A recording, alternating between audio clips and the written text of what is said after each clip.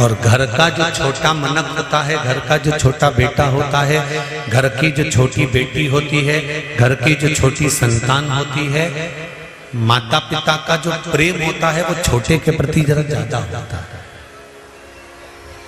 इसलिए हम आपको बार बार कथाओं में भी कहते हैं कि भगवान से प्रार्थना करना कि हमको किसी परिवार में बड़ी बहू बनाकर मत भेजें। जो घर की बड़ी बहू होती है ना, उसको बहुत सुन के चलना पड़ता है, बहुत संभाल के चलना पड़ता है। जरा जरा सी बात में सास चिल्ला के दौड़ जाती है, आंख नहीं थी, तू तो बड़ी थी, तू तो बड़ा था, तेरे में अक्ल नहीं थी। और घर की जो छोटी बहू होती है ना, वो थोड़ा सा भी काम बिगाड़ देती है ना, तो भी सास के मुंह से नहीं निकलता, छोटी छोटी, अभी तो छोटी है, अभी अभी कोई इसमें अक्ल है, अभी अभी तो आई है, शादी हुई है, नई नई आई है, उसमें अक्ल है। और फिर बड़ी बहू इतना कह दे कि हम ब्याह कर आए थे, शादी कर आए थे, तो 6 महीने में हमको तो कह दिया था कि तुम इतनी बड़ी आई हो, काम करो। और वो अब छोटी है, 2 साल में भी, 4 साल में भी, 6 साल में भी, छोटी हमेशा छोटी ही रहती है।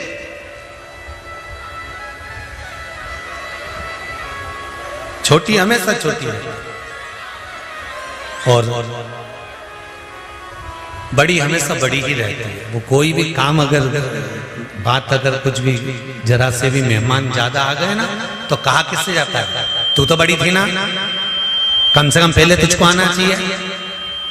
उसकी नींद नहीं खुली, वो तो छोटी थी, पर तू तो समझदार थी, तू तो बड़ी थी, तू आ जाती ना उतर कर। जितनी भी जीजियां कथा सुन रही ना, भगवान से प्रार्थना कर लेना, भोलेनाथ अगली बार हमको छोटा बना के भेज दे, बड़ा नहीं। छोटे बनने में फायदा है, बड़े बनने में कोई फायदा नहीं है। ऐसा बड़ा बनना तो बड़ा बड़ा बेकार काम है।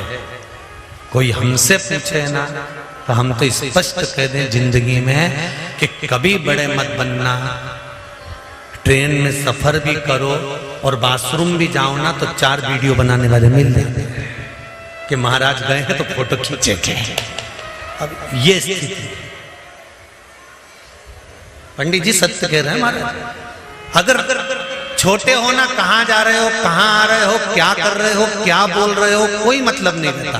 पर जब आप बड़े बनते चले जाते हैं तो आप क्या बोल रहे हो, किसके लिए बोल रहे हो, कैसे बोल रहे हो, आपने क्या बोला, वो सारी चीजें निकाल के रख ली जाती है कि कैसे बोला, क्यों बोला, किसके लिए बोला, कहां खड़े थे, कहीं ठेले पे खड़े होकर हाथ ठेले पर चाउमीन तो नहीं खा रहे थे, कहीं पानी पतासा तो नहीं खा रहे थे। बड़े जब बन जाते हैं तो बड़ा ध्यान रखना, पर छोटे में कोई ध्यान रखना है क्या? नहीं।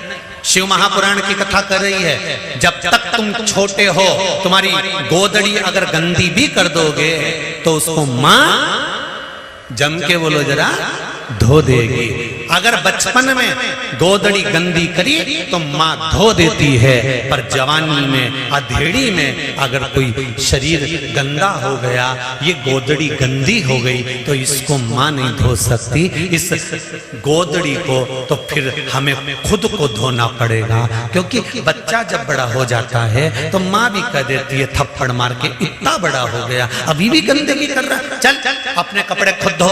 बोलो सही है कि गलत है? उठा अपनी पैंट धो के ला, उठा अपना चड्डा धो कर ला, उठा अपना शर्ट धो के ला।